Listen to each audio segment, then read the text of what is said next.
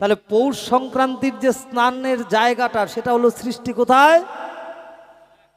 তার সৃষ্টি হয়েছে আমাদের কেন্দ্রবিল্ল গ্রাম, যেটা আমরা কেদুলির মেলা বলে থাকি, তাই তো? হয়তো আপনারা গিয়েছেন জয়দেবের মেলায়, গেছেন? যান নাই?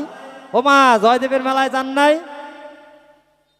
পৌষ সংক্রান্তির দিন তো বেশ সুন্দর, উঠেই ভোরবেলা উঠেই বা স্নান করে একেবারে ঝপাং করে পুকুরের মধ্যে একটা ডুব দিয়েই বাস শরীরটা মুছে সঙ্গে সঙ্গে পিঠা পায়েস খাওয়া শুরু হয়ে গেল বাড়িতে, তাই তো?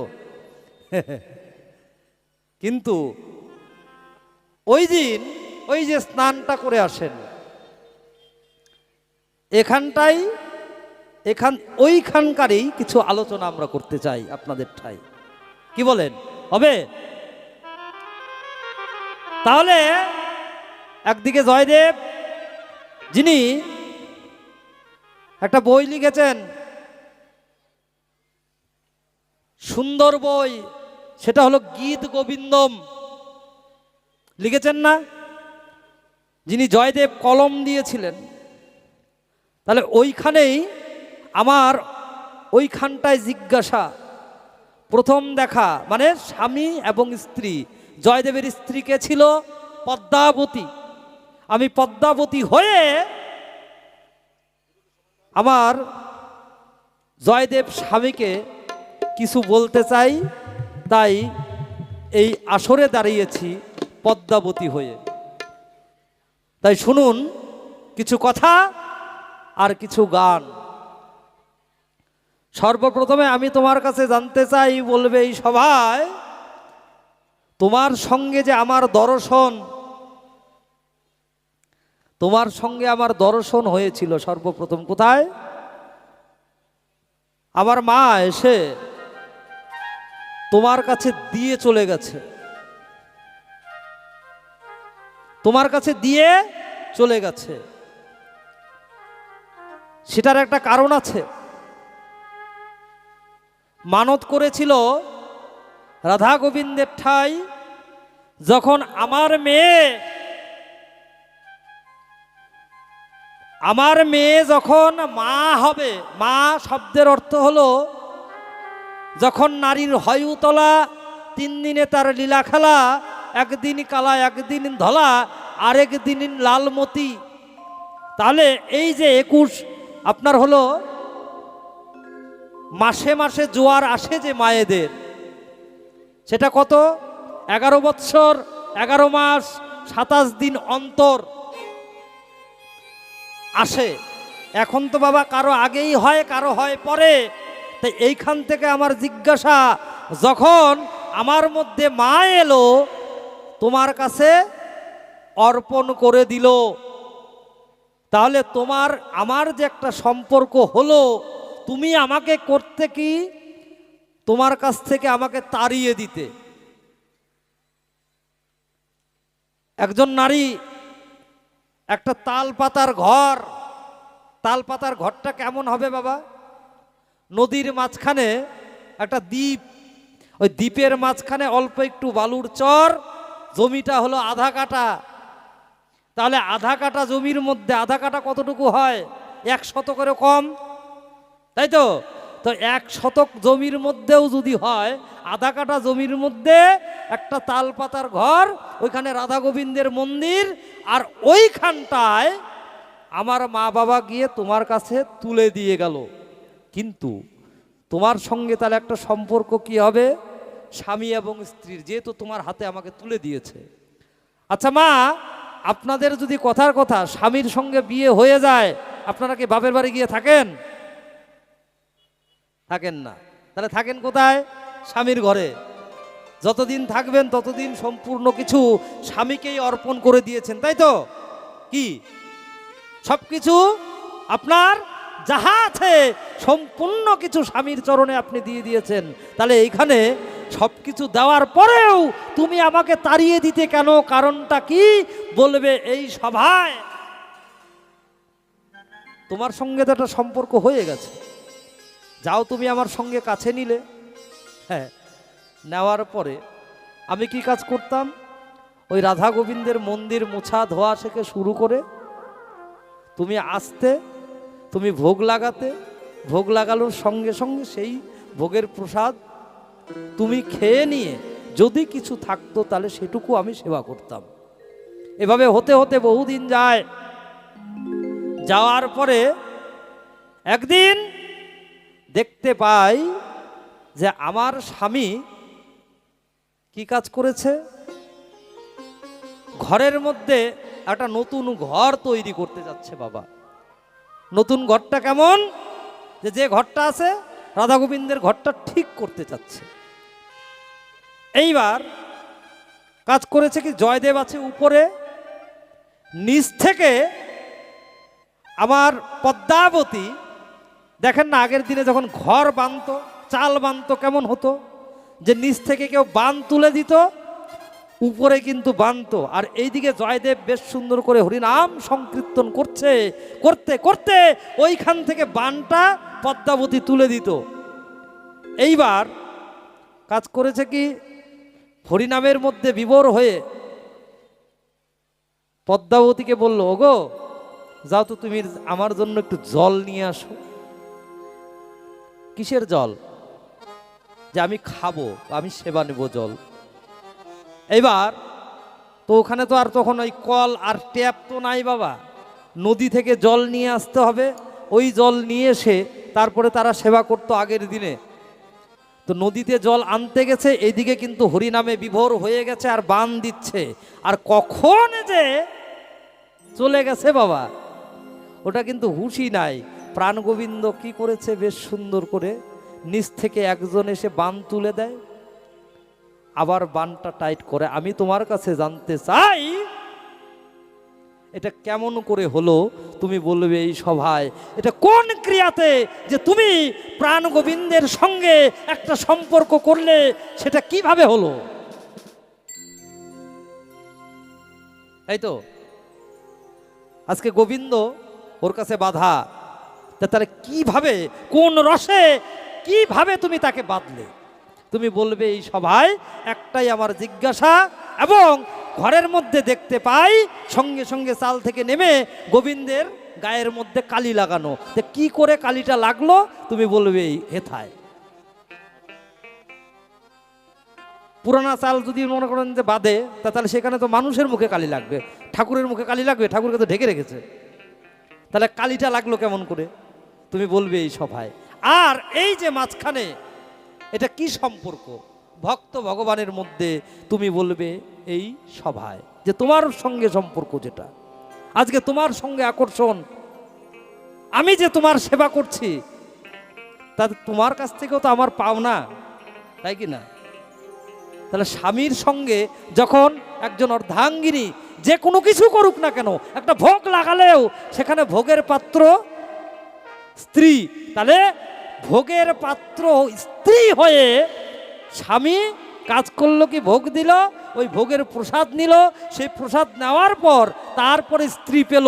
তাহলে এইখানে আমি তোমার কাছে জানতে চাই, তুমি বলবে এই সভায় যে তুমি প্রসাদ নিলে, প্রসাদ নেওয়ার পরে আমি পেলাম, তাহলে গোবিন্দের প্রসাদের তোমারই কি একালকার অধিকার, না আর অন্য কারো আছে? বলবে এই স্বভাব আছে। জয় গুরু জয়। আর কিছু জিজ্ঞাসা করতে নাহি চাই। এবারে একটা গান গাই, শুনুন গানের ভাষায়।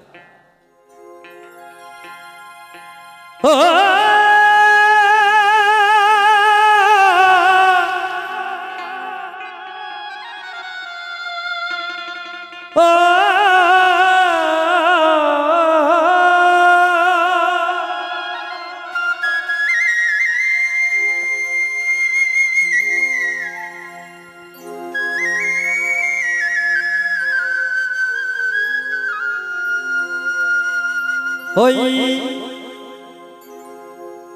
জয়দেব অজয় নদের তীরে কেন,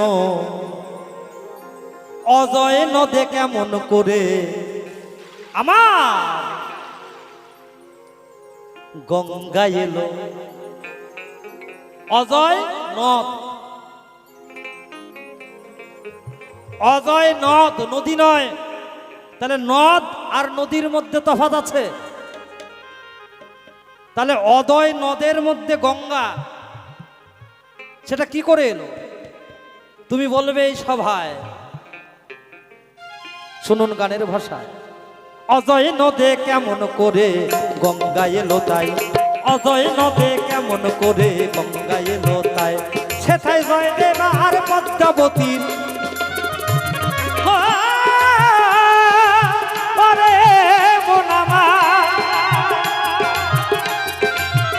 সেথায় জয়দেব আর পদ্মাবতীর, সেথায় জয়দেব আর পদ্মাবতীর মিলন হয়ে সেথায় যায়। অজয় নদে কেমন করে গঙ্গা এলো তাই, অজয় নদে কেমন করে গঙ্গা এলো তাই। একেবারে রাধা কৃষ্ণ প্রেমানন্দে হরি হরি বল হরি বল।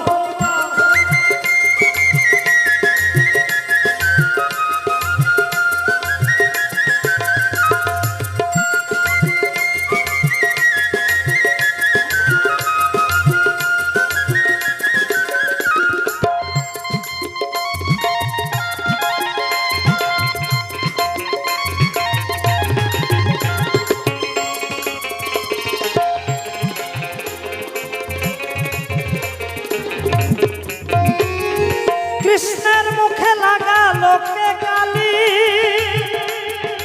আর ভক্ত ভগবানের মিলন হয় ওই স্থানে কেমন করে আজি।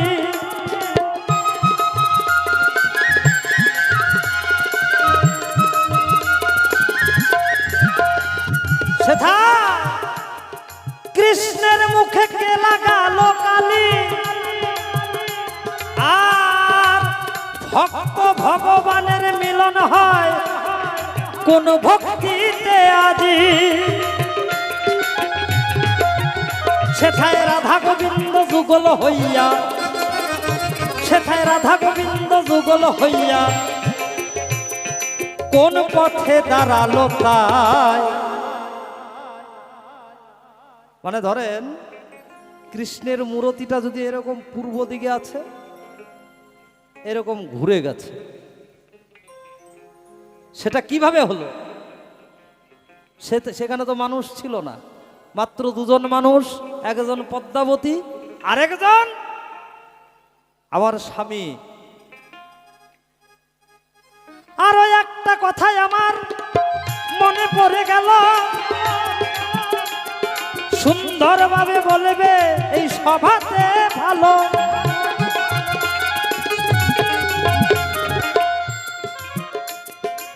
সেইখানেতে আরেক ঘটনা বলে যাই সভায়।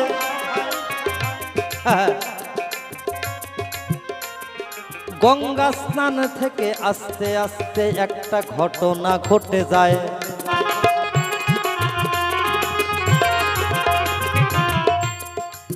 পিছন দিকে ডাকে দিল বলে যাই সভায়, পিছনে ডাকে। আবার স্বামী স্নান করে পিছনে ডাক দেয়, সেটা কে বা যোগ্য ছিল? সুন্দরভাবে বলবে এই সভাতে ভালো। যখন গঙ্গা স্নান করে ডাক আসে, তখন পিছন দিকে ডাক দেয়, সেটা কে? এই তিনখানা জিজ্ঞাসার কথাই আমি তোমার কাছে জানতে চাই। সুন্দরভাবে তুমি এসে বলিবে সভায়, আমার স্বামী এসেছে এই আসরে তাই। অত্যন্ত জ্ঞানী শিল্পী বলে যাই সভায়, কোন ভক্তিতে ভগবানকে আমরা সবাই পাই। সুন্দরভাবে বলিবে এই সভার ঠাই। ভগবানের রাধা কৃষ্ণ একখানে দাঁড়ালো, তারা দাঁড়িয়ে এসে অজয় নদীর তীরে বসতি করিল। এইটা কেমন করে হয়ে গেল তাই, সুন্দরভাবে বলিবে এই সভার ঠাই। আমার স্বামী এসে আসরে কিছু কথা বলিবে, প্রথম ভাবের ভাব আমি আসরে রেখে যেতে চাই। আমি যদি আপনাদের কাছে করে থাকি ভুল, ভুলগুলো করে দেবেন আমাকে এই চরণের ফুল। সেই ফুল লয়ে দেবো আমি রাধা গোবিন্দের চরণে। একেবারে চাঁদ বদনে প্রেমানন্দে সবাই মিলে বলুন হরি হরি হরিবল হরিবল। তাহলে প্রথম জিজ্ঞাসা অজয় নদ, নদটা নদী হলো কি করে? দ্বিতীয় জিজ্ঞাসা গোবিন্দের গায়ে কেমন করে কালি লাগলো? কালিটা লাগলো যে যে বান উঠাউঠির মধ্যে, সেটা কে তোমাকে বান তুলে দিয়েছিল? তুমি বলবে এই সভায়। আরেকটা জিজ্ঞাসা, সেখানে যে গঙ্গা উঠেছিল সেটা কেমন করে? তুমি বলবে এই সবার পরে। এবং আমি তোমার কাছে জানতে চাই পৌষ সংক্রান্তির দিনেই এই ঘটনাটা হলো কেন? বলবে হেথায়। আসছেন দয়াল অধিকারী মহাশয়, তার কণ্ঠে গান শুনুন। জয় গুরু জয়। একবার ডাকো রে মন, তুমি কাঁদো রে মন, কৃষ্ণ বলে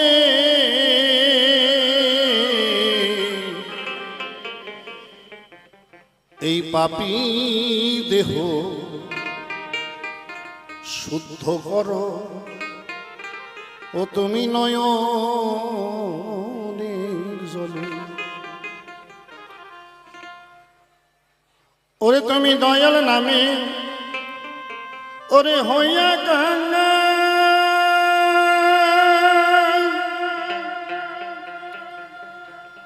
ওরে ডাকো রে মনে দয়াল দয়াল,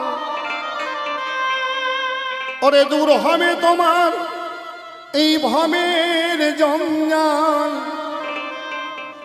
ওই নামের গুণে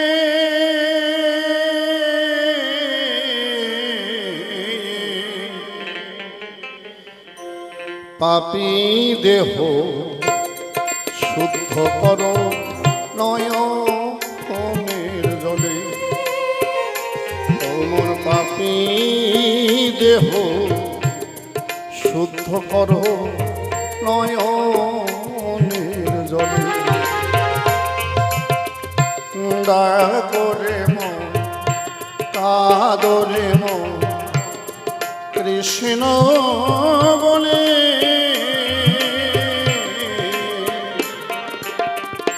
পাপী দেহ শুদ্ধ করো নয়নের জলে।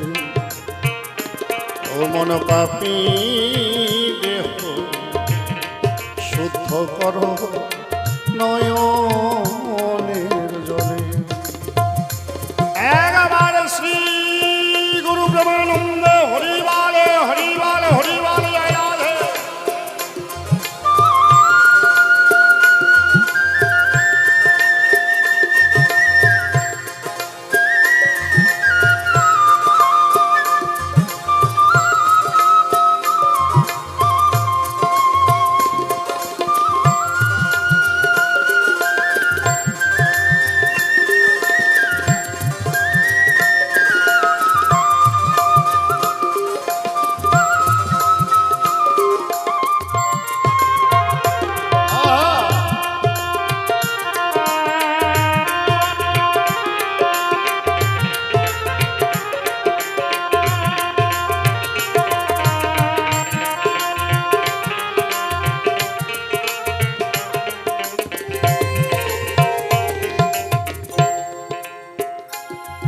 এই যে আমাদের দেহটা, আমরা জ্ঞানে অজ্ঞানে কখন কিভাবে কখন আমার অপরাধ হয়ে যায়, কখন কোন ভুলের কারণে আমার পাপ হয়ে যায়, এটা আমি হয়তো বুঝতে পারি না। এই পাপ থেকে মুক্তি পাবার একটাই উপায় বাবা, যদি কৃষ্ণ বলে তোমার দুফোঁটা নয়নের জল ঝরতে পারো, যদি কৃষ্ণ বলতে তোমার দুই ফোঁটা নয়নের জল ঝরে, তখন এই দেহ শুদ্ধ হয়। তাই পাগল মনোয়ারে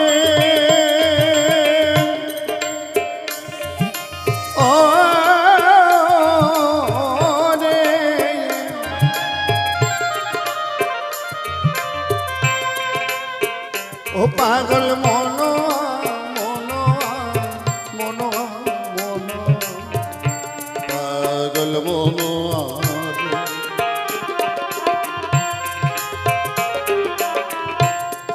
মোহমায়া মোহমায়া শিকল বাধা যাহার হাতে পা গুরুর চরণের ধুলি লাগলো না তারে গা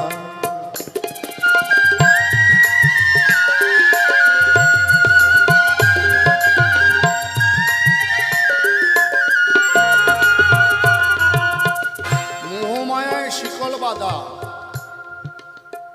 আমরা তো মোহমায়া কৃষ্ট মায়াবদ্ধ আমার ছেলে আমার মেয়ে আমার ঘরণী আমার ঘর আমার বাড়ি আমার গাড়ি আমার জায়গা আমার জমি সবই আমার কিন্তু আমি কার বাবা কেউ যদি তার হতে পারে তখনই তো গোবিন্দ কৃপা করে ভগবান বলেছে যে করে আমার আশ তারে করি আমি সর্বনাশ যদি না ছাড়ে মোর পাশ তবে করি তারে দাসের অনুদাস ভগবান বললেন যদি তুমি আমাকে ভালোবাসো আমি তোমাকে ভালোবাসি তুমি যদি আমাকে দেখো তাহলে আমিও তোমাকে দেখি তুমি যদি আমাকে রাখো আমি তোমাকে রাখি তুমি যদি আমাকে ভালো না বাসো আমিও তোমাকে ভালোবাসি হ্যাঁ বাবা তাই যে দেহমন জীবন যৌবন সবকিছু গোবিন্দের চরণে করতে পেরেছেন অর্পণ তারই তো ভগবান হয় আর তারই ভগবান এসে নিজে তার কাজগুলো করে দিয়েছে মোহমায়ায় মোহমায়ায় শিকল বাধা যাহার হাতে পা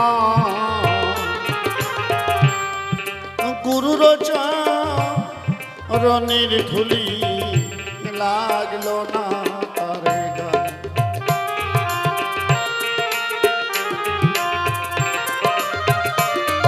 আরে দূর হয় না তার এই ভবের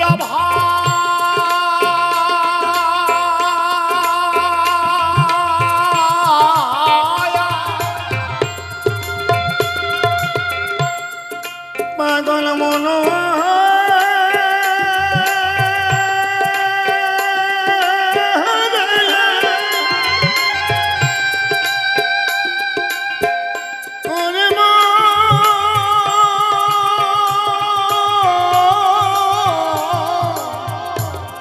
ওরে পাগল পাগল মোনা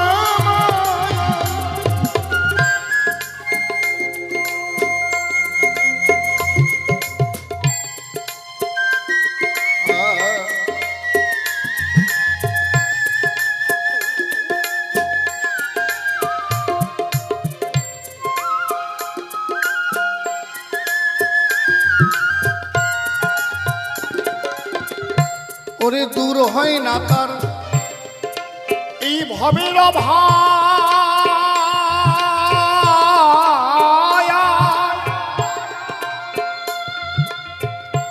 ঠিক হয় না তার শুদ্ধ স্বভাব দূর হয় না রে মন এই ভবের ভাব ঠিক হয় না তার শুদ্ধ স্বভাব গুরুর প্রেমে হলো না ভাব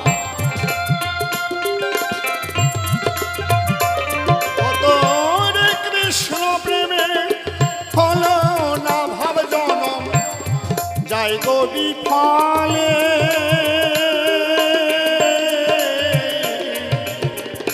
পাপী দেহ শুদ্ধ করো নয়নের জলে মন পাপী দেহ শুদ্ধ করো নয়নের জলে জয় জয় শ্রী শ্রী রাধা গোবিন্দ গিরিধারী প্রেমানন্দ হরিলাল হরিলাল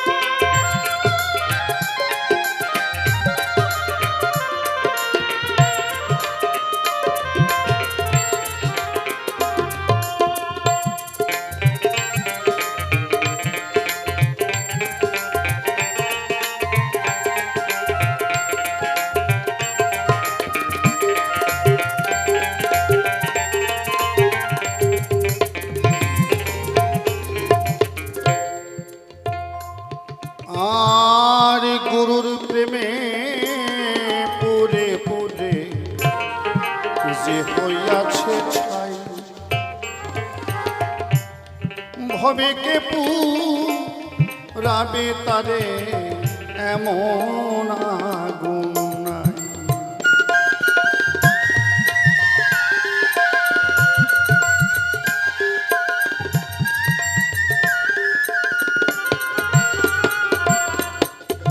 যে কৃষ্ণ প্রেমে পুরে পুরে ছাই হয়ে গেছে, গুরু প্রেমে পুরে পুরে ছাই হয়ে গেছে, এই পৃথিবীতে এমন কোনো আগুন নাই যে তাকে পোড়ায়। তাই তো জয়দেব হচ্ছে কৃষ্ণ প্রেমের পূজারী। সে ভজে রাধারানী আর গিরিধারী। ছোটবেলায় বাবা মা মারা গেছে, তাই এই গিরিধারী আর রাধারানীকে নিয়ে নীলাচলে চলে যায়, অর্থাৎ পুরী ধামে। সাগরের পারে কোন রকম ছনবনে একটা কুটির নির্মাণ করে সেখানে আশ্রয় লয়। নিত্য ভক্তের দ্বারে ভিক্ষা করে যা পায় তাই এনে ভোগ লাগায়, তারপরে প্রসাদ পায়। এইদিকে পদ্মার বাবা মা তারা ছিল নিঃসন্তান, তাদের কোনো সন্তানাদি নাই। তারা রাধা মানে জগন্নাথ মন্দিরে গিয়ে মানত করেছিল, প্রভু যদি পুত্র হয় করব তোমার দাস, আর যদি কন্যা হয় করব তোমার দাসী। কারণ পৃথিবীতে বাবা কেউ যদি সন্তান কারো না থাকে, লোকে তাদের আটখুরো বাজা বলে, তাই না? কতজনে কত কিছু বলে। তাই মা ডাক বাবা ডাক শোনার জন্য মঠ মন্দিরে কত সাধুগুরুর বৈষ্ণবের চরণে গিয়ে তারা প্রার্থনা করে। তো পদ্মার বাবা আর পদ্মার মা ঠিক এমনিভাবে জগন্নাথের কাছে গিয়ে মানত করল, আঁচল বিছিয়ে, ঠাকুর পুত্র বা কন্যা যাই হোক একটা সন্তান দাও, যদি পুত্র হয় তোমার চরণে দাস করে দেব, আর কন্যা হলে করে দেব দাসী। জগন্নাথ তাদের মানত স্বীকার করল। যথাসময়ে পদ্মা গর্ভে এলো। 10 মাস 10 দিন পূর্ণ হলে পদ্মার জন্ম হয়। জন্মের সময় পদ্মগন্ধ ছিল গায়ে বলে তার নাম রাখলো পদ্মাবতী। এবার পদ্মাকে পেয়ে ওই যে মানত করেছিল জগন্নাথ ঠাকুরের কাছে, ওটা ভুলে গেছে মা। পদ্মা আয়, পদ্মা খা, পদ্মা স্কুলে যা, পদ্মা পদ্মা পদ্মা। ঠাকুরের কাছে যে মানত করেছে ছেলে হলে তোমার চরণে দেব, মেয়ে হলেও দেব, এটা মনে নাই। যখন পদ্মা দেখতে দেখতে যুবতী হয়ে গেল, ঠাকুর জগন্নাথ চিন্তা করছে ধর্মদাস, পদ্মার বাবার নাম ধর্মদাস ঠাকুর, ধর্মদাস তো ভুলে গেছে, আর পদ্মার মা সেও তো ভুলে গেছে বামা দেবী। তারা মানত করেছে, তারা ব্রাহ্মণ, তারা যদি কথা না রাখে তাহলে তো ধর্মভ্রষ্ট হবে। তাই স্বয়ং জগন্নাথ ঠাকুর একটা পাণ্ডার রূপ ধারণ করে গেল পদ্মাদের বাড়ি। ডেকে বলে, কে আছো ঘরে, আমাকে বড় পিপাসা পেয়েছে, জল দাও 1 গ্লাস তাড়াতাড়ি। পদ্মার মা দৌড়ে এসেছে, কে দরজায়? বলে দেখে একজন ব্রাহ্মণ ঠাকুর। ঠাকুর মশাই আসেন, জল সেবা করবেন, আসেন। দুটো বাতাস 1 গ্লাস জল নিয়ে সামনে এসেছে। এখন ওই ঠাকুর কয়, ওমা আমি জগন্নাথের পাণ্ডা গো, তবে আমি একটা ব্রত নিয়েছি। বলে কি ব্রত বাবা? আমি না কোনো ঋণীর বাড়ি জল গ্রহণ করি না। তোমাদের কোনো ঋণ নাই তোমার? বলে না বাবা, আমার স্বামী তো ব্রাহ্মণ, যজমানগিরি করে, পূজা আর্নি করে যা পাই তাই দিয়ে আমাদের সংসার চলে, আমরা কোনো ঋণ করি নাই। বলে ঠিক আছে, মানুষের কাছে ঋণ নাই থাকতে পারে, কোনো ঠাকুর দেবতার কাছে তো তোমাদের কোনো ঋণ নাই। অমনি পদ্মার মায়ের কথা মনে পড়ে গেল। আমি যখন সন্তানহীনা ছিলাম জগন্নাথ মন্দিরে মানত করেছিলাম, পুত্র হলে করব দাস, কন্যা হলে করব দাসী। সে কথা তো ভুলেই গেছি। আছে বাবা, জগন্নাথ ঠাকুরের কাছে মানত করেছিলাম, পুত্র হলে দাস করব, কন্যা হলে করব দাসী। তো মা মানত দিয়েছ? বলে না। মাগো, তোমার ঘরে আর জল খাওয়া আমার হলো না। সঙ্গে সঙ্গে ঠাকুর চলে গেলেন। পদ্মা পাশে দাঁড়িয়েছিল, কথাটা শুনলেন। কি বললে মা? তোমরা মানত করেছিলে, মানত দাও নাই? ওরে মা, মানত তো করেছিলাম ঠিকই, কিন্তু তুই এখনো যুবতী, জগন্নাথ একটা কাষ্টের মূর্তি, সেখানে কি করে তোকে আমরা দান করতে পারি বলতো?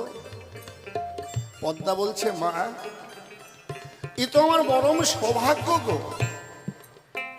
আমি নিত্য নিত্য জগন্নাথ মন্দির পরিষ্কার করব, নিজ হাতে জগন্নাথের থালা বাসন ধুয়ে দেব, আমি নিজ হাতে ফুলের মালা গেঁথে জগন্নাথের গলায় পরাবো। ও মা, এমন ভাগ্য কয়জন আর হয় বলেন? তাই গোর হরিবার হরিবার হরিবার। তোমরা কি ঋণী থাকবে? এই মায়া জালে যদি আবদ্ধ হয়ে যাও, তাহলে যে ধর্ম রক্ষা হবে না মা।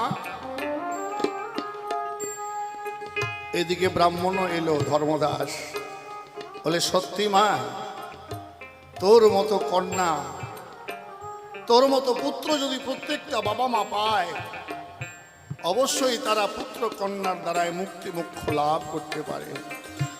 এমন পুত্র কন্যা কয়জনে জন্ম দিতে পারে। আজ আমি ধন্য। পদ্মার মা, মেয়েকে তো আর বিয়ে দিতে পারবো না, তুমি সুন্দর করে নববধূর বেশে সাজিয়ে দাও আমার মাকে। চলো আজ আমরা জগন্নাথ মন্দিরে পদ্মাকে দান করতে যাব। সুন্দর করে মেয়েকে সাজিয়ে নিল, জগন্নাথ মন্দিরে নিয়ে বলল, ঠাকুর মানত করেছিলাম, তাই মানত দিতে এসেছি, তুমি গ্রহণ করো প্রভু। আজ থেকে আমার মেয়েকে তোমার আশ্রমে, তোমার মন্দিরে দিয়ে যাচ্ছি। এর ভালো মন্দ সবকিছু তুমি দেখো প্রভু। এমন সময় মন্দির থেকে দৈববাণী হলো, হে ধর্মদাস, আমি তোমার মেয়েকে, তুমি দান করেছ, তোমার মানত পূর্ণ হলো, আমি গ্রহণ করলাম। কিন্তু এই যুবতী মেয়েকে মন্দিরে একা একা রেখে চলে যাচ্ছ, তুমি আমার কথা নাও। সমুদ্রের পারে পরম বৈষ্ণব, পরম ভক্ত, তার নাম জয়দেব, তুমি আমার কথা নেবে, তোমার কন্যাকে জয়দেবের কাছে দেবে। সে যদি গ্রহণ করে, তাহলে মনে করো আমি তোমার কন্যাকে গ্রহণ করলাম। এ কথা শোনা মাত্র গেল ওই না সমুদ্রের পারে, আর জয়দেবে কৃষ্ণ নামে বিভোর হরে কৃষ্ণ বলে উচ্চারণ করেন, তাই গোর হরিবাল হরিবাল। এখন ডাক দিয়া কয়, ও জয়দেব গোসাই। কি? জগন্নাথ আদেশ করেছে আমার কন্যা পদ্মাকে আপনার চরণে দিতে বলেছে, তাই দিতে এলাম। কৃপা করে আপনি কৃতার্থ করুন, গ্রহণ করুন। জয়দেব বলছে, আশ্চর্য কথা, আমি সন্ন্যাসী মানুষ, আমি ব্রহ্মচারী মানুষ, আমি সাধু মানুষ, আমার চাল নাই, চুলা নাই, ঘর নাই, বাড়ি নাই, ভিক্ষা করে খাই। আর আমি যদি গ্রহণ করি, নারী হতে হবে আমাকে সংসারী। কি বাবা, সংসারী হতে হবে না? তার শাড়ি লাগবে, কাপড় লাগবে, ঘর বাড়ি লাগবে। আমি একা একাই সমুদ্রের পাড়ে থাকি, কৃষ্ণ নামে বিভোর হয়ে কৃষ্ণ কৃষ্ণ বলে ডাকি। আরে বাবা, জগন্নাথ তোমাদের কি বলেছে না বলেছে তোমাদের বলেছে, আমাকে তো বলে নাই। অতএব আমি তোমাদের মেয়েকে নিতে দিতে পারবো না, তোমরা অন্য কোথাও নিয়ে যাও। পদ্মা বলছে, বাবা শুনেছি অনেক ভাগ্যের ফলে নাকি সাধুর কৃপা মেলে, হয়তো এমন কোন আমি ভাগ্য করি নাই যে সাধু সহজে আমাকে গ্রহণ করবে। যেহেতু জগন্নাথ আদেশ করেছে, হে পিতা তোমরা আমার জন্য আর চিন্তা করো না, দান করা জিনিসের জন্য তোমরা চিন্তা করবে কেন? তোমরা এই সাধুর আশ্রমে রেখে আমায় চলে যাও। যদি সাধুর কৃপা হয় অবশ্যই আমি তার চরণে পাবো আশ্রয়। এইভাবে পদ্মাকে রেখে বাবা মা চলিয়া যে গেল। জয়দেব চিন্তা করে সর্বনাশ হলো, তাড়াতাড়ি করে ঘরের ভিতরে ঢুকে দরজা বন্ধ করে দিল, কারণ সে তো গ্রহণ করবে না। দেখতে দেখতে সন্ধ্যা ঘনিয়ে এলো রাত্রি। এবার ঘরের ভিতরে মালা জপ করছে আর মনে মনে চিন্তা করছে, আমি ঘরের ভিতরে যুবতী একটি কন্যা ঘরের বাহিরে বারান্দায় বসে বসে কাঁদছে। হে গোবিন্দ, হে রাধারানী, বলো এখন আমি কি করি? কারণ কিছু নরপিচাস নর রাক্ষস তো ঘোরাফেরা করে, কেউ যদি মেয়েটার ক্ষতি করে, আমার আশ্রমে যদি মেয়েটার কোনো ক্ষতি হয়ে যায় তাহলে সাধু নামের আমার কলঙ্ক হবে। দরজা খুলে বের হয়ে এসে বললেন, ও মেয়ে তুমি ঘরের ভিতরে যাও, আমি ঘরের বাইরে থাকি। পদ্মা বলছে, আমি ঘরের ভিতরে যাব, আপনি বাইরে থাকবেন? আর কোন অধিকারী আমি ঘরের ভিতরে যাব? ভোরবেলায় যখন সাধুরা প্রভাত কীর্তন করতে করতে তোমার আশ্রমের সামনে দিয়ে তারা সমুদ্রে স্নান করতে যাবে, আর এই যুবতী নারীকে যদি ঘরের ভিতরে দেখে, ওগো সাধু তোমার কলঙ্ক হবে। হে সাধু, আমার কলঙ্ক হোক, তাতে কোনো দুঃখ নাই, আমি যদি মরেও যাই তাতে কোনো দুঃখ নাই, কেন আমার জন্য কোনো সাধুর কলঙ্ক হোক এটা আমি চাই না। নিতাই গৌর হরিবল হরিবল। জয়দেব বলল, তাই? তবে শোনো পদ্মা, আমি তোমাকে আমার আশ্রমে আশ্রয় দিতে পারি, তবে পত্নী রূপেও নয়, কামিনী রূপেও নয়, বক্ষ বিলাসিনী রূপেও নয়, ভামিনী রূপেও নয়। পদ্মা বলছে, এগুলো আবার কি? বলে, যারা স্বামীর পতন ঘটায় তাদের বলা হয় পত্নী, যারা নিজের কামজ্বালা নিবৃত্তির জন্য স্বামীকে ব্যবহার করে তাদেরকে বলা হয় কামিনী, যারা স্বামীকে বুকে নিয়ে বড় আনন্দ পায় তাকে বলা হয় বক্ষ বিলাসিনী, যারা সন্তান জন্ম দিয়ে আনন্দ পায় তাদেরকে বলা হয় জননী, স্নেহ মায়া মমতা থাকলে গায়ে তাদের মাতা বলা যায়। এগুলো একটাও তুমি আমার কাছে পাবে না। তুমি যদি আমার সহধর্মিণী হতে পারো, আমি গোবিন্দের দাস, আমি গোবিন্দের দাস। যদি হতে পারো তুমি গোবিন্দ রাধারানীর দাসী, তবেই আমি তোমাকে আশ্রয় দিতে পারি। নিতাই গৌর হরিবল হরিবল।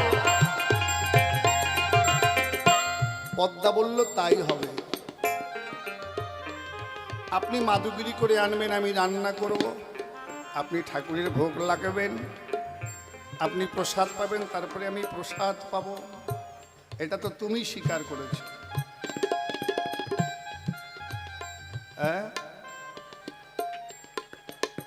যাই হোক, এইভাবে বৈষ্ণবীয় মতে মালা চন্দন করে তাদের বিবাহ হল। এবার কিছুদিন যাওয়ার পরে পদ্মা কয় জয়দেবের ধারে, শুনেছি আপনারা নাকি জন্ম বাংলায়, আমার জন্ম তো উড়িষ্যায়, আমি তো বাংলা দেখি নাই, চলুন না একটু বাংলায় যাই। জয়দেব বলে, কি বলবো তোমার ধারে? 3.5 কাঠা জমি ছিল, 3 কাঠা বিক্রি করে পিতৃ সাধ্য করেছি, আর আধা কাঠা রেখে এসেছি, জানি না সেটা কেমন আছে। বলে থাক আর না থাক, আমরা তো গোবিন্দের দাস আর দাসী, হরিনাম করতে করতে ভিক্ষা করতে করতে যাব, যদি সেরকম জায়গা থাকে সেখানে আশ্রয় নেব, না হলে আবার ভিক্ষা করতে করতে নীলাচলে চলে আসবো। দুইজনে কৃষ্ণ নাম করতে করতে বাংলায় এলো। ওই যে আধা কাটারও জমি রেখে গেছিল, অজয় নদের চর পড়তে পড়তে অনেক বড় জায়গা হয়ে গেছে। সেখানে এসে তালপাতা দিয়ে ছনবন্দি একটা কুটির নির্মাণ করলো। ছনের চাল বনের বেড়া, ঘরে শুইলে দেখা যায় আকাশের তারা, এমন একটা ঘর। সেখানে জয়দেব প্রতিদিন ভোরবেলায় সেখান থেকে নিত্য গঙ্গা স্নান করতে যায়। গঙ্গা স্নান করে এসে তিলক আহ্নিক করে মাতুগিরি করতে যায়। জয়দেবের আশ্রম থেকে গঙ্গার দূরত্ব ছিল 12 মাইল, অর্থাৎ 6 ক্রোশ। বর্তমানে হিসাব যেটা 18 কিলোমিটার। এতটা রাস্তা প্রতিদিন যেত, প্রতিদিন আসত। এই আসা যাওয়া করতে করতে একদিন মা গঙ্গা দেবী মনে মনে ভাবে, তাই সাধুর চরণ ধুলি ছাড়া যে আমার মুক্তি মোক্ষ নাই। বিষ্ণুর চরণ হতে গঙ্গার সৃষ্টি হয়। গঙ্গা বলে, ওগো প্রভু কেন সৃজন করলে আমায়? ভগবান বলে, গঙ্গা এই জগতে কল্যাণের তরে, তাই তো তোমারে সৃজন করিলাম। আমি বলি তোমারে, বলে আমার কাজ, বলে তুমি 3টা ধারায় প্রবাহিত হবে। এক ধারা মর্তে, এক ধারা পাতালে, এক ধারা আকাশে। তাই আকাশে যে গঙ্গা বয় তাহাকে মানস গঙ্গা কয়। মর্তে যে গঙ্গা বয় প্রবাহিত হয়, ভগীরথ এনেছিল বলে তাকে ভাগীরথী কয়। আমার পাতালে যে গঙ্গা বয় তাকে ভগবতী বা শীতলে গঙ্গা কয়। এই জন্য আমরা আকাশ থেকেও জল পাই, মাটির উপরেও জল পাই, মাটির নিচেও খুললে আমরা জল পাই। আর শোনো গঙ্গা, তুমি যে মর্তে প্রবাহিত হবে, অগণিত ভক্তবৃন্দ তারা যদি ভক্তিযুক্ত মনে এসে তোমার বক্ষে স্নান করে, তাদের সমস্ত পাপ ধৌত হয়ে তারা আমার চরণ পাবে। তা গঙ্গা বলল, প্রভু সবাই যদি এসে এসে আমার বক্ষে স্নান করে পাপ জমা করে, তাহলে তো মহাপাপী হয়ে যাব, আমি পতিত হয়ে যাব। প্রভু তাহলে আমার মুক্তি হবে কিসে? ভগবান বলল, শোনো গঙ্গা, বিষ্ণু জানায়তি বৈষ্ণব, যেদিন সাধুগুরু এসে তোমার বক্ষে অবগাহন করবে, সাধু এসে তোমার জলে চরণ ধৌত করবে, ওই সাধুগুরু বৈষ্ণবের চরণ ধুলি যদি পড়ে তোমার গঙ্গার জলে, পবিত্র হবি গঙ্গা। সাধুর কৃপা বলে, জয় জয় নিতাই গৌর হরিবাল হরিবাল। গঙ্গা বলছে, যদি না আসে, সাধু যদি না আসে তাহলে কি হবে? বলে আসবে। আমি মোট 12টা তিথি করলাম, 6টা মোক্ষ, 6টা গৌণ। এইভাবে অবশ্যই সাধুরা গঙ্গা স্নান আসবে। সাধুদের গঙ্গা স্নানের কোনো প্রয়োজন নেই। প্রকৃত সাধু যেখানে বাস করে সেখানে গঙ্গা, যমুনা, সরস্বতী সবাই বিরাজ করে বাবা। সেখানে গয়া, সেখানে কাশী, সেখানে বৃন্দাবন। সাধু যায় কেন? এক সাধুর সঙ্গে আর এক সাধুর দেখা হয়, সেখানে হয় প্রেমের আদান প্রদান, ভাবের উদয়। হ্যাঁ, তাই তো তারা প্রেমে হয় মাখামাখি, হয় গলাগলি, প্রেমানন্দে সাধুরা মিলে বলে উচ্চ স্বরে, হরি হরি নিতাই গৌর হরিবাল হরিবাল। এই প্রতিদিন যে জয়দেব 6 ক্রোশ রাস্তা যায় আর আসে, গঙ্গা একদিন মনে মনে নয়ন জলে ভাসে, আহারে মহাবৈষ্ণব জয়দেব কত কষ্ট করে এসে আমায় চরণধুলি দিয়ে যায়। সাধুর চরণধুলি ছাড়া তো আমার মুক্তি মোক্ষ নাই। সে তো প্রতিদিন আসে, আমি কি একদিন তার কাছে যেতে পারি না? তাই মকর বাহনী মায়ামার মকরে চলিয়া উজাতে উজাতে গেল জয়দেবের কাছে গিয়া। সেদিন মাঘের পহেলা পৌষের শেষ, সেই দিনে গঙ্গা অজয় নদের কাছে যায়। জয়দেব স্নান করতে বের হবে, সে সময় পিছন থেকে ডাক দিয়া কয়, জয়দেব। কে? ফিরে দেখে মা গঙ্গা। মা তুমি? জয়দেব, এসো বাবা, আজ আমি নিজে তোমাকে স্নান করাতে চাই, আমি নিজে তোমার চরণ ধুইয়ে দিতে চাই। তুমি মহাবৈষ্ণব, মহাসাধু, তাই তোমার চরণ ধুলি নিয়ে আমি একটু ধন্য হতে চাই। জয়দেব বলে, বলো না মা, এ কথা বলো না, এ কথা শোনাও বাপ। আমি সাধারণ একটি মানুষ, তুমি একটা দেবী। ও মা, তুমি যদি আমার এই চরণে হাত দাও, আমি যে মহাপাপী হব মা গো। ও মা, এ কাজ হবে না মা, এটা করে সম্ভব না। গঙ্গা বলছে, কেন হবে না রে? কেন হবে না? মা বলে ডাকছিস আর ভয় পাচ্ছিস? ওরে ছেলে, বলতো এই জগৎ মাঝারে মায়েরা কি সন্তানের চরণ ধুয়ে দেয় না? মায়েরা কি তাদের সন্তানকে স্নান করায় না? তাতে কি সন্তানের পাপ হয় রে? যখন মা বলে ডেকেছিস, আয় না বাবা, আজ আমি মনের আনন্দে তোর চরণ দুখানা ধুয়ে দিতে চাই। হৃদয় গোর হরিবাল হরিবাল হরিবাল।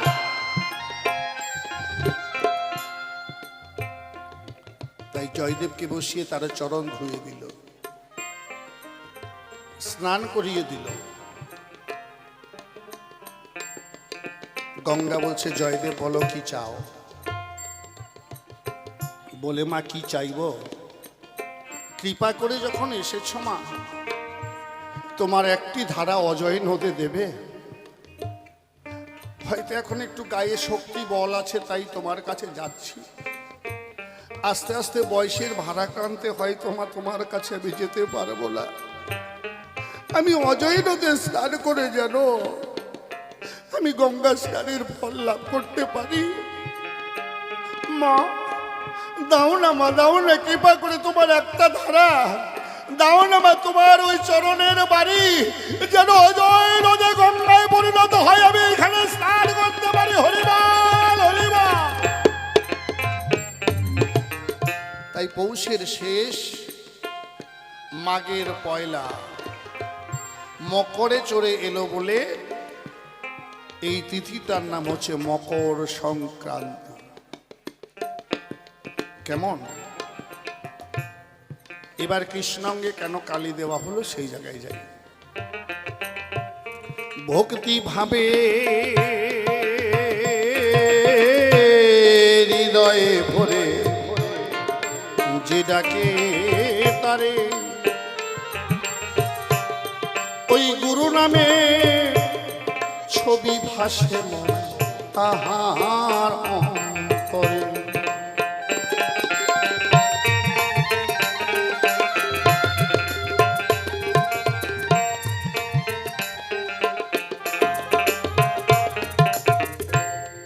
পাগল মনোরে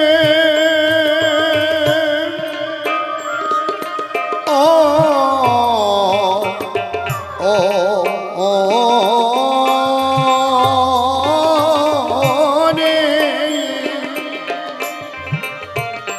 পাগল মনোয়া মনোয়া মনোয়া মনোয়া, পাগল মনোয়া।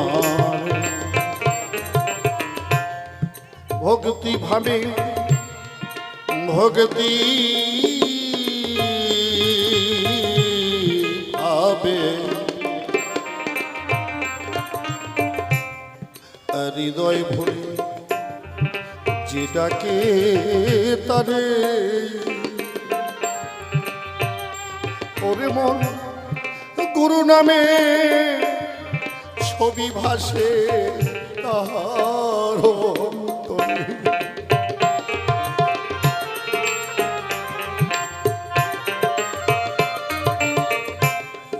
ওরে দেখিলে সেই রূপের ছবি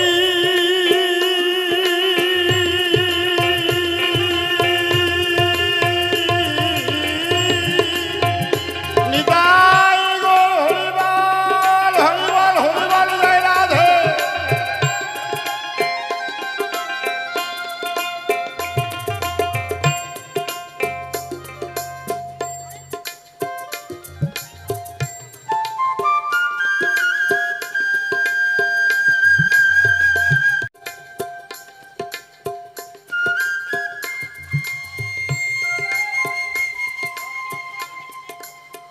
জয় জয় রাধা গোবিন্দ গিরিধারী ব্রহ্মানন্দে হরিবল হরিবল হরিবল।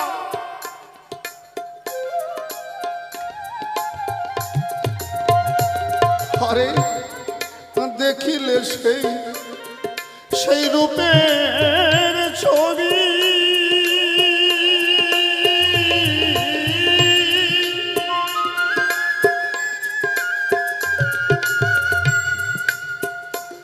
ও তুই গুরুর প্রেমে পাগল হবি,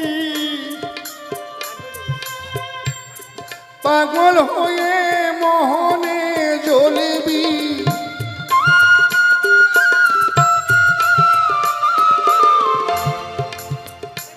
আরে মনে পাগল হয়ে মনে জ্বলবি গুরুর প্রেময়নলে।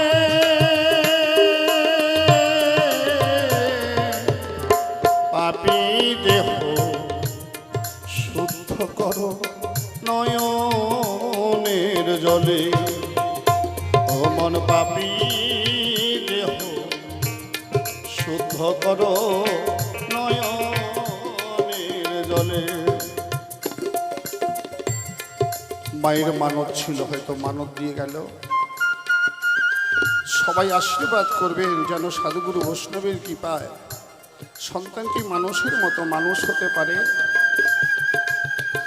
এবং পিতামাতা বংশের মুখ উজ্জ্বল করতে পারে, লেখাপড়া শিখে দেশের দশের যেন একজন হয়। জয় জয় সাধু গুরু বৈষ্ণব প্রেমানন্দে হরিবল হরিবল হরিবল।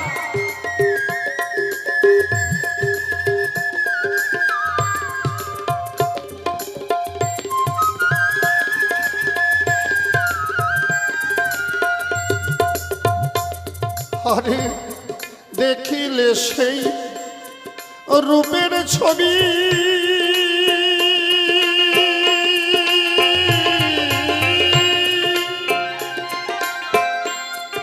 গুরুর প্রেমে পাগল হবি, পাগল হয়ে মোহনে জ্বলবি, পাগল হয়ে মনে জ্বলবি গুরুর প্রেময়নলে।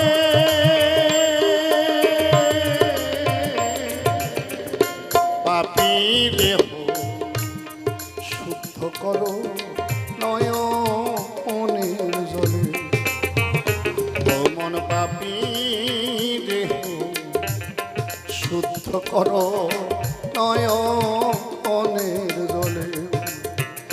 জয় জয় রাধা গোবিন্দ গিরিধারী প্রেমানন্দ হরিবল হরিবল।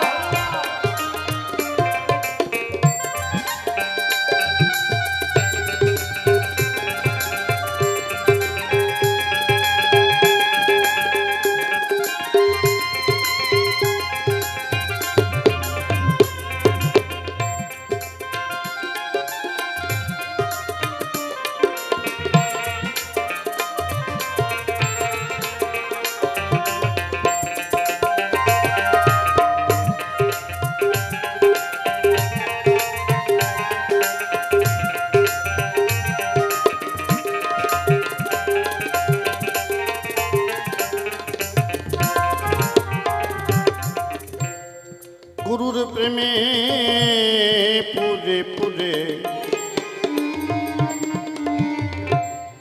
যে হইয়াছে ছাই, ভবে কে পুরাবে তারে এমন আগুন।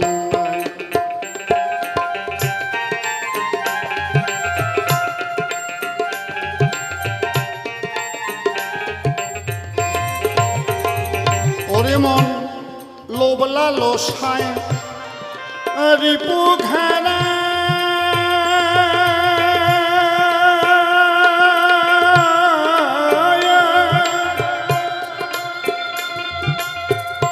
পাগল মন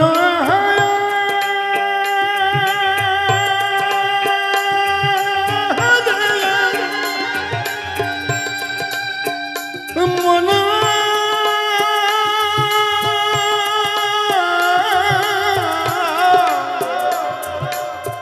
মনোয়া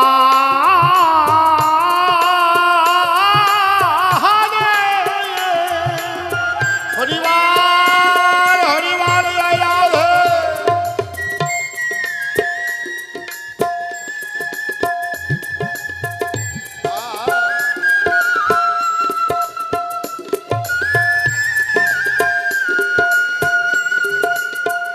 ওরে মন্ত লোবলা লোসায় এই রিপু ঘেনা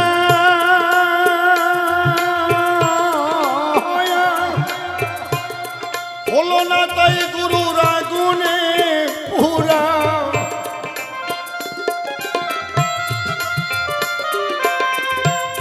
লোবলা লোসায় রিপু ঘেনা তাই হলো না গুরুর আগুনে পুরা লতিবের মনে পাহাবে পহরা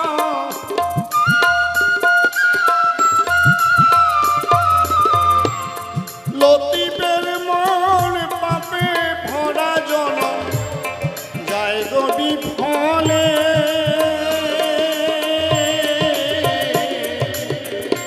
পাপি দেহ শুদ্ধ করো নয়নের জলে অমন পাপি দেহ শুদ্ধ করো নয়নের জলে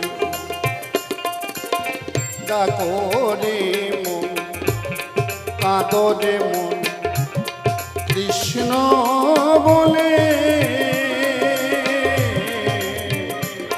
পাপি দেহ শুদ্ধ করো নয়নের জলে ওমর পাপি দেহ শুদ্ধ করো নয়নের জলে ওমর নয়নের জলে হরি মনে নয়নের জলে এমনি ভাবে নিত্য নিত্য মাতকরি করে হায় ডাক দিয়া পদ্মায় একদিন জয়দেবের কাছে কয়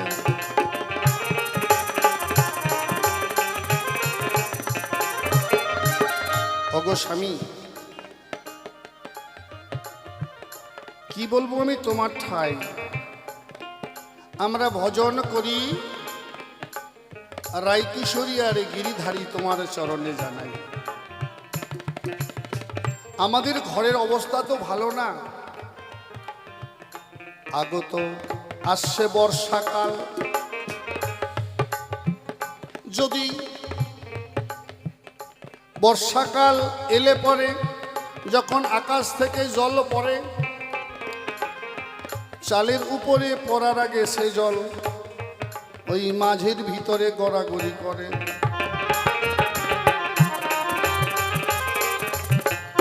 মানে ঘরটার অবস্থা এমন যদি আকাশ থেকে পড়ে জল ওই চাল সেই জল ধরে রাখতে পারে না নিজের মধ্যে এসে জল করে টলমল তাহলে আমাদের ঘরে আছে ত্রিজগতের মালিক অনাদিরাদি প্রাণগোবিন্দ গিরিধারী আচ্ছা রায়কিশোরী গিরিধারী ওরা যদি বৃষ্টির জলে ভেজে ওদের ঠান্ডা লাগবে ওরা কষ্ট পাবে তাই তুমি আমার কথা না অন্তত একটু ঘরের চালটা একটু ছাউনি করে দাও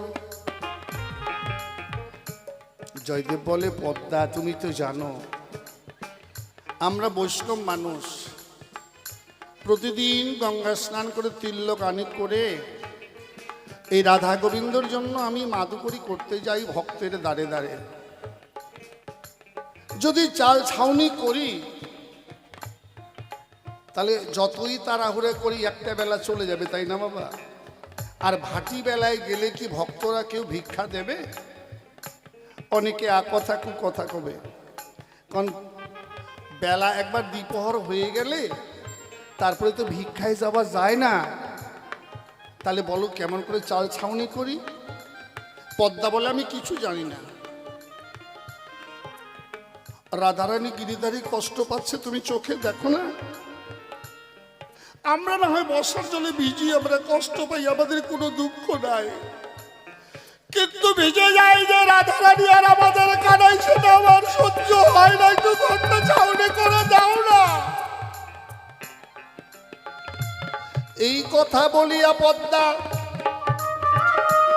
অজয় নদীর পারে গেল, সেখান থেকে ছনমন কেটে তাড়াতাড়ি ফিরে এলো।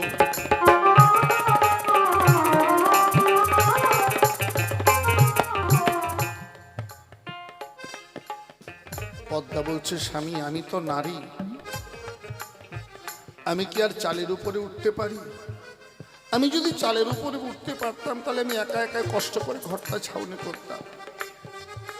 তুমি আমার কথা নাও, তুমি চালের উপরে ওঠো আর আমি নিচ থেকে বাঁধন তুলে দিচ্ছি। কারণ একা একা তার ঘর ছাউনি করা যায় না বাবা। আগে আপনারা জানেন, যারা পুরোনো দিনের মানুষ ঘর ছাউনি করতেন, একজন চালের উপরে আর নিচ থেকে একজন ছনবন যোগান দিতে হয়, তাই না?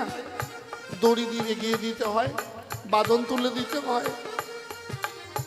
তাই জয়দেবে চালের উপরে, পদ্মা নিচ থেকে বাঁধন তোলে।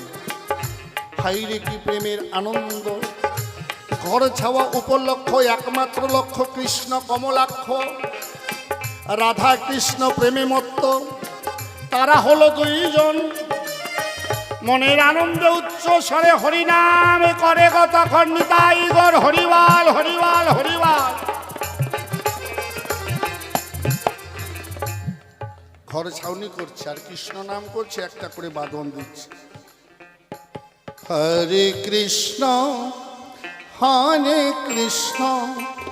কৃষ্ণ কৃষ্ণ হরে হরে, হরে রাম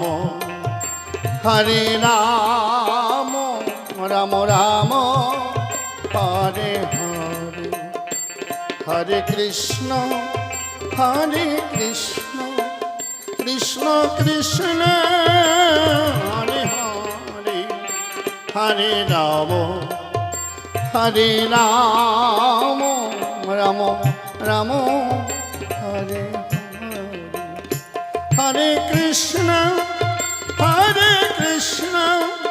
কৃষ্ণ কৃষ্ণ হরে হরে, হরে রাম রাম রাম রাম হরে হরে, হরে কৃষ্ণ কৃষ্ণ কৃষ্ণ হরে হরে, হরে রাম রাম রাম হরে হরে, হরে কৃষ্ণ কৃষ্ণ কৃষ্ণ হরে হরে, হরে রাম রাম রাম হরে হরে। জয় জয় রাধা গোবিন্দ গিরিধারী প্রেমানন্দ, হরিবাল হরিবাল হরিবাল। এই ঘর ছাউনি করতে করতে কখন যেন বেলা দ্বিপ্রহর হয়ে গেছে। পদ্মার হঠাৎ মনে পড়েছে, আরে আজ তো আমরা দুইজনে বিষয়ী মানুষের মতো শুধু কাজ করেই যাচ্ছি। বেলা যে দ্বিপ্রহর হয়ে এলো, গিরিধারী রাধারানী তো না খেয়ে আছে। হ্যাঁ, ঘরে তো কিছুই নেই, অন্তত তুলসীপত্র গঙ্গা জলটা তো দিতে হবে। এই যে ভাব, এই যে তাকে আপন করে নেওয়া, এই যে নিত্য নিত্য তার কথা, তার চিন্তায় নিমজ্জিত থাকা, এই ভাব হলে বাবা গোবিন্দ তার সঙ্গে কথা কয়, তারে দেখা দেয়, দেয় বাবা, আজও দেয়।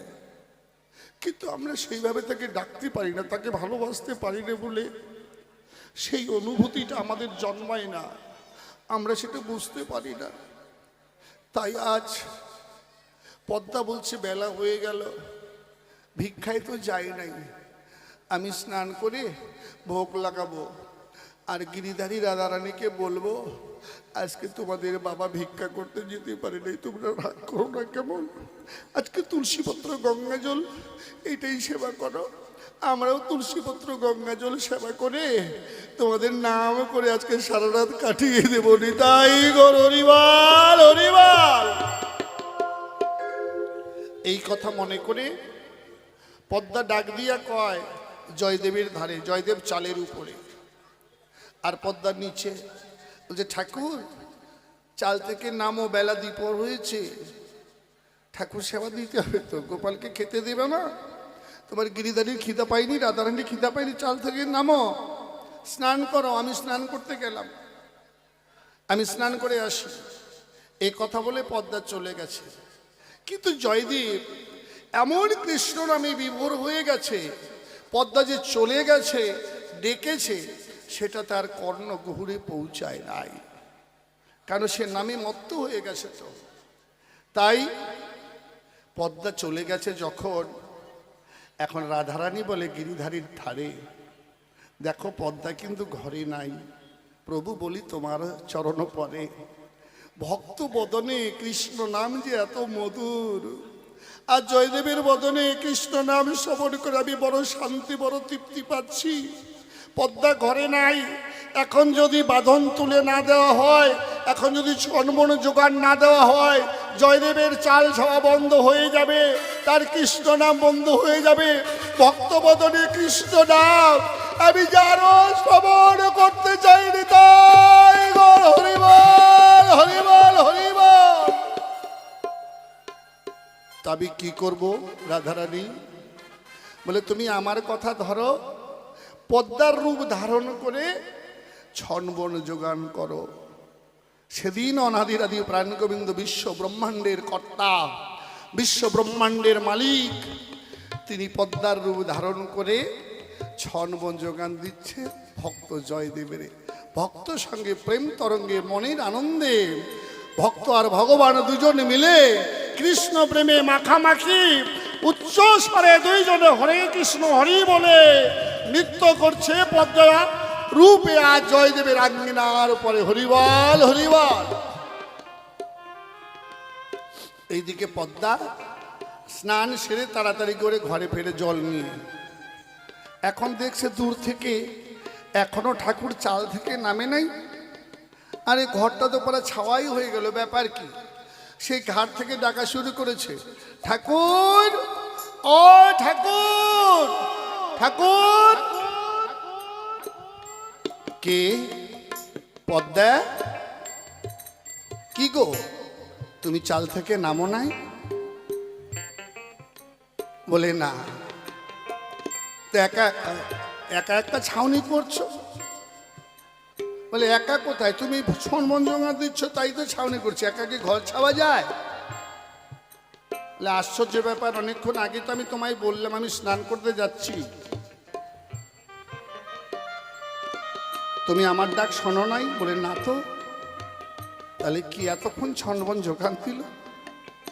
লাভ থেকে লাভ দিয়ে চাল থেকে নেমে এদিক সেদিক তাকাচ্ছে, কেউ যোগান দেয়নি তো। আর ওই ডাক যখন দিয়েছে ঠাকুর ঠাকুর বলে, রাধারানী কয় গোবিন্দের ধারে, ওই দেখো পদ্মা কিন্তু আসছে ফিরে, প্রভু ধরা পড়ে যাবা, তুমি আমার কথা নাও, তাড়াতাড়ি করে নিজ মূর্তি ধারণ করে নেও। এখন একটাই ঘর, ওই ঘরেই রান্না, ওই ঘরেই শোয়া, ওই ঘরেই ঠাকুরের আসন।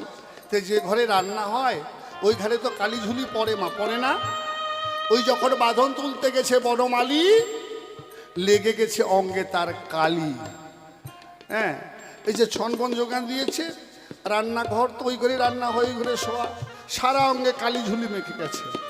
এখন ধরা পড়ার ভয়ে ভয়ে তাড়াতাড়ি করে যত মুছে তত আরো কালি বেশি করে জড়ায় যায়, তাই না মা? কালি তো তাই, মুছতে গেলে কিন্তু বেশি করে লাগে গায়ে, তাই না? তাড়াতাড়ি করে ধরা পড়ার ভয়ে ওইভাবে চুপ করে মূর্তি হয়ে দাঁড়িয়ে আছে। হঠাৎ জয়দেবের নজর ওই আসনের দিকে গেল, দেখে কালি ঝুলি মাখা হয়ে দাঁড়িয়ে আছে আমার কৃষ্ণ। বলো মালি কেন? ভক্তের বুঝতে রইল না বাকি, আজ তুমি এতক্ষণ বুঝি সোনার বড় যোগান দিয়েছ। হে কৃষ্ণ কমলাক্ষী, হে প্রভু, তোমার এত দয়া, তুমি ভক্তের ঘরে এসে আজ তুমি মুনিজ বেশে তুমি আমার কাজ করে দিয়েছ। তাই গোর হরিবল হরিবল। তাই পদ্মা আমি তো মাখাই নাই কালি, নিজে অঙ্গে কালি মেখেছে কৃষ্ণ বনমালী।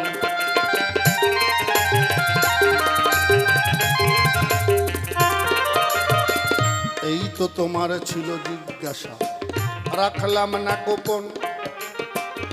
দাঁড়াও দাঁড়াও দাঁড়া পদ্মা, এখন মুখামুখি কথা কিছু বলিব এখন।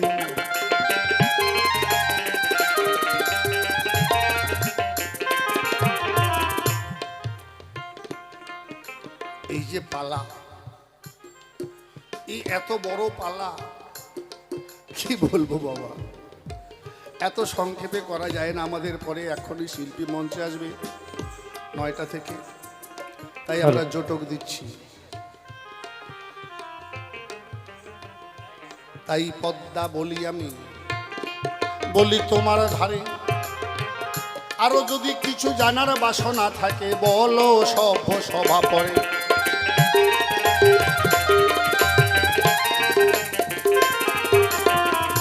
অল্প সময়ে অল্প কথায় সাঙ্গ করতে চাই, একটাই জিজ্ঞাসা ওগো স্বামী তোমারও গোঠাই। কিবা জিজ্ঞাসা গো পদ্মা, বলো হই এখন। জানা থাকলে অবশ্যই তোমার কথা করব আলাপন। তুমি একটা বই রচিত করেছ, যার নাম গীত গোবিন্দম হয়। তাহার শেষের ভাষায় কিছু লেখা আছে, আমি বলিব সভায়। শেষ ভাষা গীত গোবিন্দের একটা শেষ ভাষা আছে। স্বর গরল খণ্ডনং মম শিরসি মুন্ডনং দেহি পদবল্লভ মুদারম। তা এই যে ভাষাটা, এটা তুমি কেমন করে লিখলে? তুমি বলবে এই সভাতলে। সরগল খণ্ডনম মম শিরসি মুন্ডনম দেহি পদপল্লব মুদারম। এর পূর্ণ বাংলা ব্যাখ্যা হচ্ছে, হে রাধারানী, তুমি প্রেমের শিরোমণি বিনোদিনী রাই। তোমার সমস্ত গরলতা দূর করো, সরল হও। তোমার চরণ আমার মস্তকেতে চাই। এটা কেমন ঘটনা হয়ে গেল?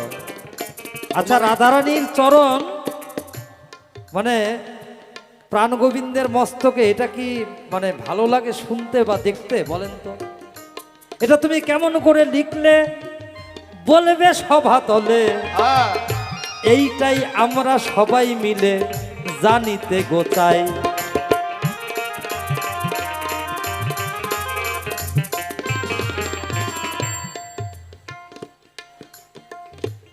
বল্লাল সেনের পুত্র লক্ষণ সেন ভক্ত রাজা একজন। জয়দেব ছিলেন তাহার সভার সভা কবি। শোনো দিয়া মন,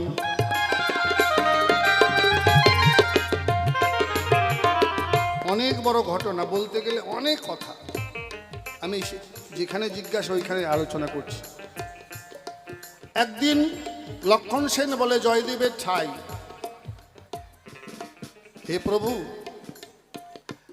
আপনার যে কথা, আপনার যে গান, এগুলো যদি সুন্দরভাবে লিপিবদ্ধ করে রাখা যায় পরবর্তী প্রজন্ম এটা উপহার স্বরূপ পাবে।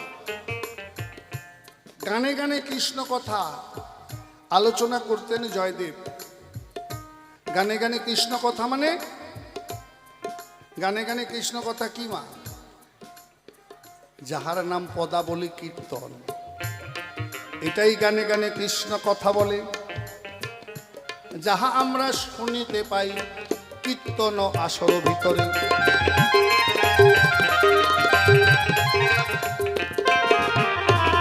যেমন সখী শনে ছিল রাধা কৃষ্ণ আলাপনে,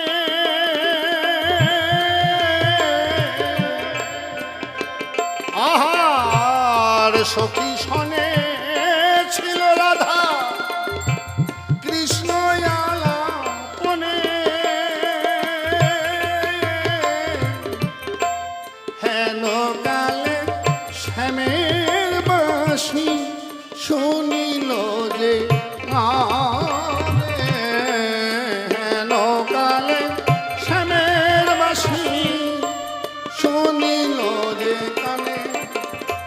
বাঁশি কে বাজায় কে বাজায়, কে বাজায় কে বাজায়, ওই বাঁশি কে বাজায় কে বাজায়, কে বাজায় কে বাজায়, ওই বাঁশি শোনা যায় কে বাজায় কে বাজায়, ওই বাঁশি শোনা যায় কে বাজায় কে বাজায়, ওই বাঁশি শোনা যায় কে বাজায় কে বাজায়। একেবারে সাধু হরিবল, হরিবল। আনন্দে হরি হরি বল হরি বল।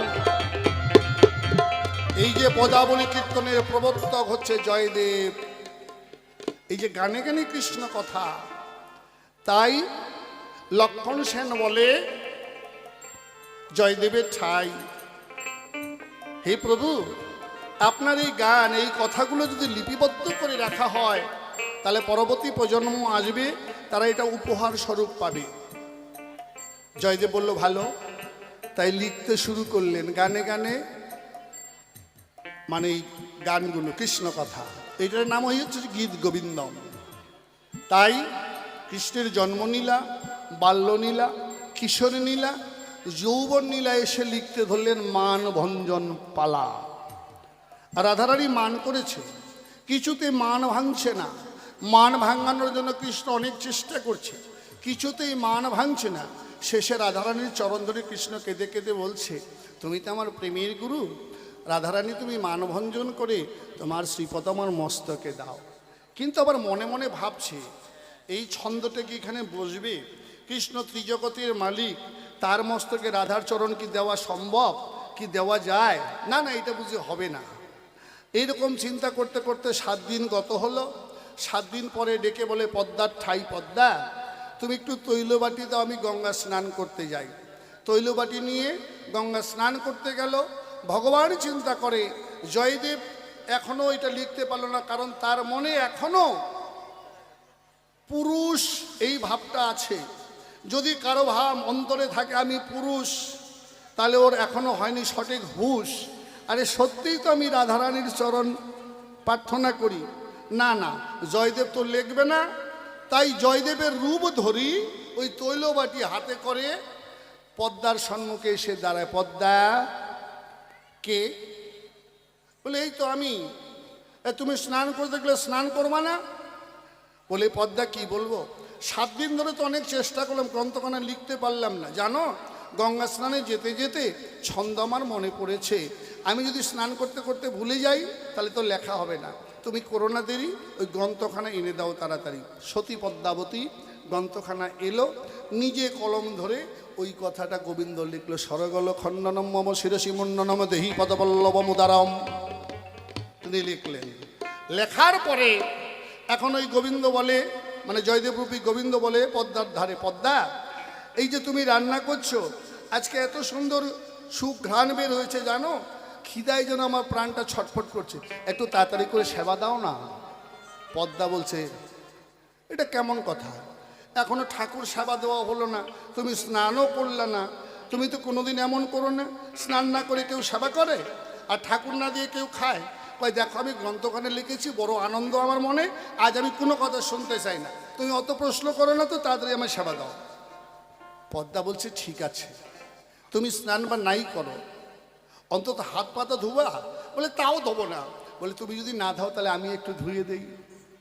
পদ্মা জানে না তার কাছে কে এসেছে, তাই সুন্দর করে বসিয়ে আর সতী পদ্মা নিজে জয়দেব রূপী ভগবান শ্রীকৃষ্ণের চরণ নিজে ধৌত করছে। আহা, এমন ভাগ্য কয়জনের হয় বাবা?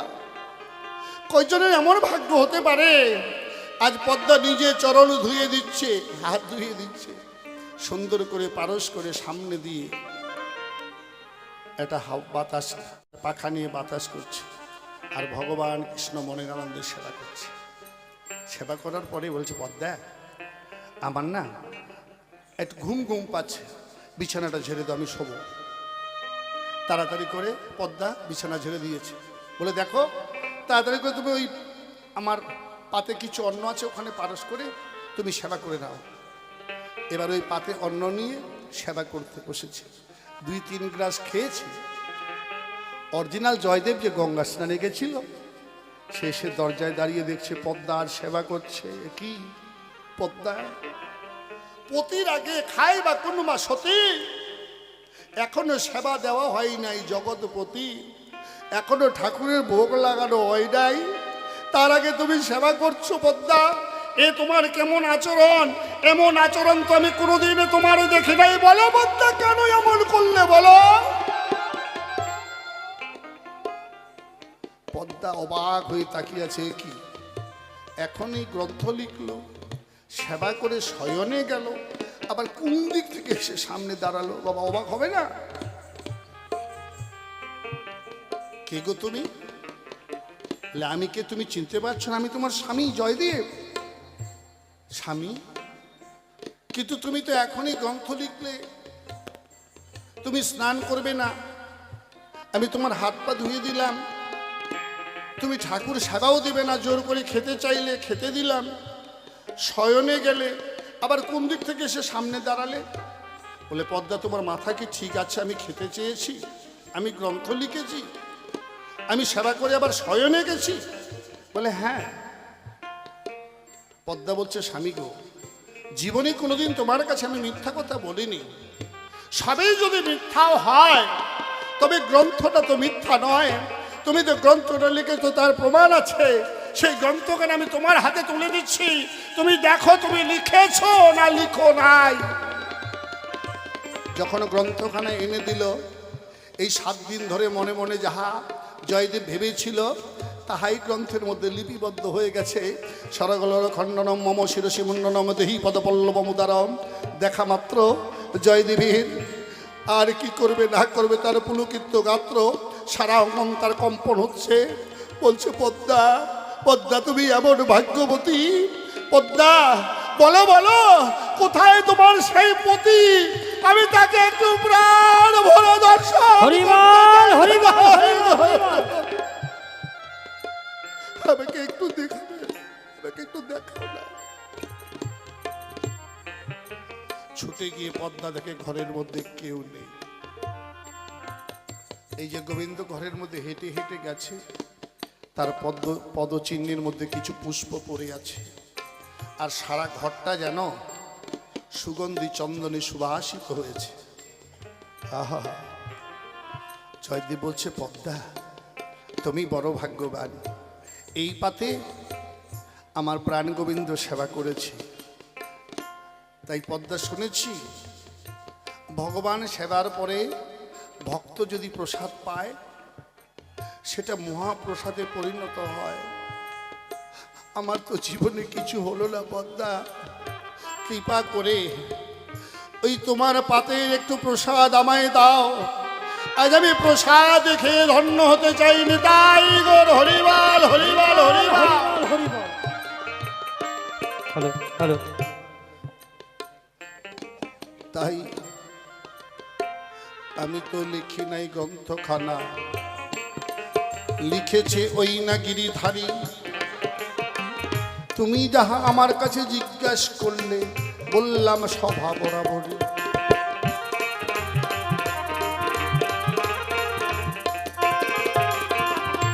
এইখানেতে আরো একটা কথাই আমার মনে পড়ে গেল। রাধা গোবিন্দ সেইখানে কেমনে বিরাজ হলো। এটা বোঝা যাবে কি করে? এতক্ষণ পাল্লাটা শোনার পরে এইটুক যদি বোধগম্য না হয়, এই প্রশ্ন কেন আসে এই সময়? এটা মূর্খের মতো প্রশ্ন করা হলো। বুঝি তোমার তত্ত্বজ্ঞান এখনো শিখাই আছে বাকি? আমি নইলে এমন করে প্রশ্ন করে না কেউ। কেন? শোনো শোনো শোনো, আমি যুগল মিলন যুগল পদ দেখতে গো চাই। বাদ দাও বাদ দাও, দেখাও। প্রশ্নের তোমার ঢং নাই, এরকম করে প্রশ্ন হয় না।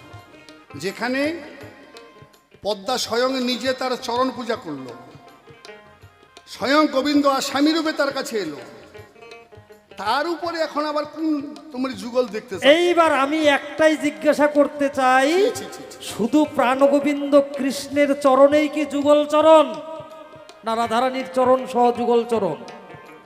তাহলে যেহেতু ওখানে রাধা কৃষ্ণ যুগলে রয়, সেটা কেমন করে যুগল চরণ হলো ওইটা সময় আমি তোমার কাছে শুনতে চাই। রাধার বলতে, রাধার চরণ বলতে কিছু নাই। রাধা বলেছে, নয়ন দিয়েছি কৃষ্ণ দর্শনে, কর্ণ দিয়েছি কৃষ্ণ নাম শ্রবণে, বদনে যেন কৃষ্ণ গুণগান গাই, এই নাসিকাতে যেন কৃষ্ণ গন্ধ করি আস্বাদন, হস্ত দিয়ে যেন সদা সর্বদা করি কৃষ্ণের পদ সেবন, পদ দিয়ে যেন কৃষ্ণ তীর্থ ভ্রমণ করি, দেহ মার জীবন যৌবন সব সাপিলাম কৃষ্ণের চরণ পরি। কৃষ্ণের ছাড়া আমার কেউ নাই, আমি কৃষ্ণের, আমার দেহটা কৃষ্ণের, আমার দেহটাই কৃষ্ণময়। তাহলে যেখানে তিনি আত্মনিবেদন করে, কৃষ্ণ রাধাকে,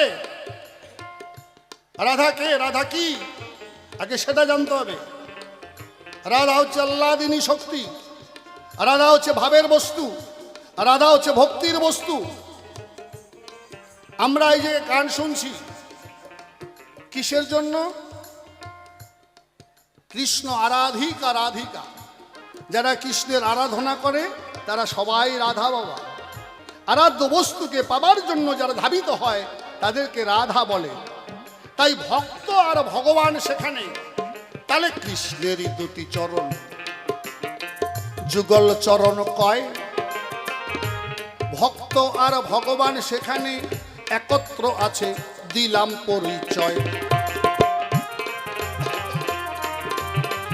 ঠিক আছে স্বামী, আমি বুঝে গেলাম সেখানে প্রাণগোবিন্দ এবং রাধারানী দুইজনের যুগল হয়ে আছে। তাই আর কিছু তোমার কাছে জানতে নাহি চাই, এইখানে মহা তীর্থস্থান হয়ে গেছে। তাই আমি তোমার কাছে কিছু বলবো না, যেহেতু মহা তীর্থস্থান, যেহেতু উত্তর পেয়ে গেলাম যে প্রাণগোবিন্দ নিজেই যুগল, তাই তো তিনি নিজেই যুগল, রাধা আরাধিকা শক্তি, যাহা কৃষ্ণ কর্ষণ শক্তি। তাহলে দুই শক্তিতে এক শক্তি হয়ে প্রাণগোবিন্দ কৃষ্ণ একাই। এর পরের কথাগুলো আমি তোমায় বলতে চাই। যখন প্রসাদ নিল আমার জয় দেব গোসাই,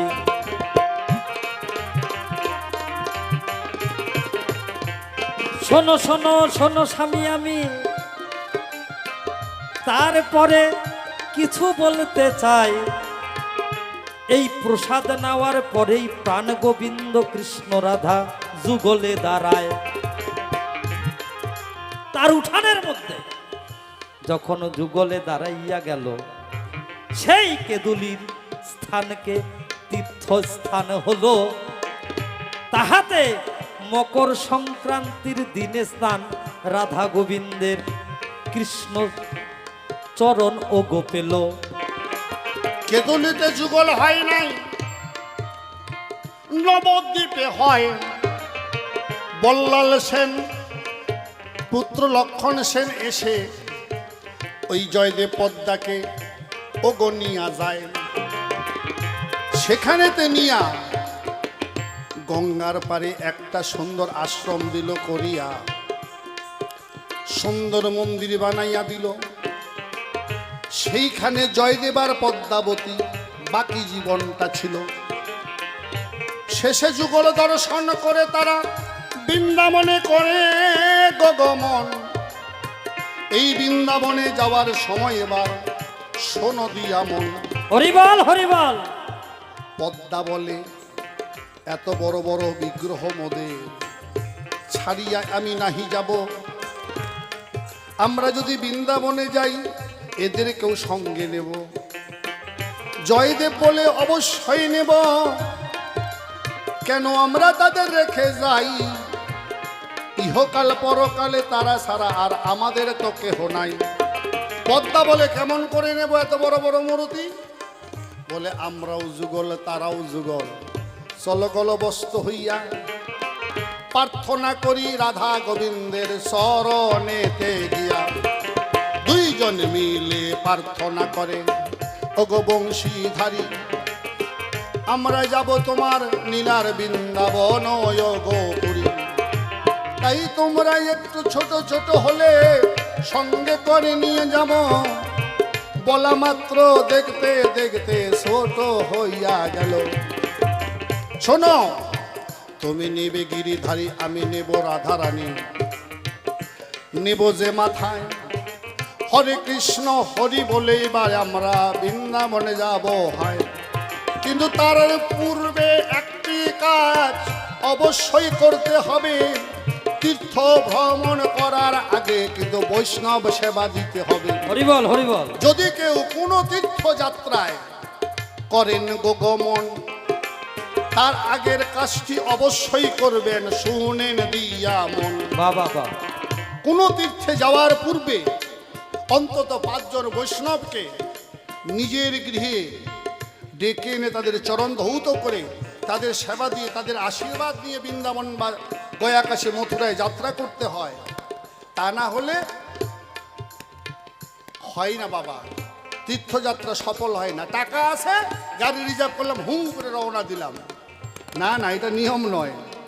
তাই পদ্মা চলো এই ভক্তের দ্বারে আমরা ভিক্ষা করিয়া নেব। ভিক্ষা করে এনে আজ আমরা বৈষ্ণব সেবা দেব। আসরেতে আছেন যত ভক্তবৃন্দগণ, সকলের চরণে আমাদের করজোড় নিবেদন। আসন আসন মাতামাসি ভগ্নী পিসিগণ, কিছু দান অবশ্যই আপনারা করিবেন অর্পণ।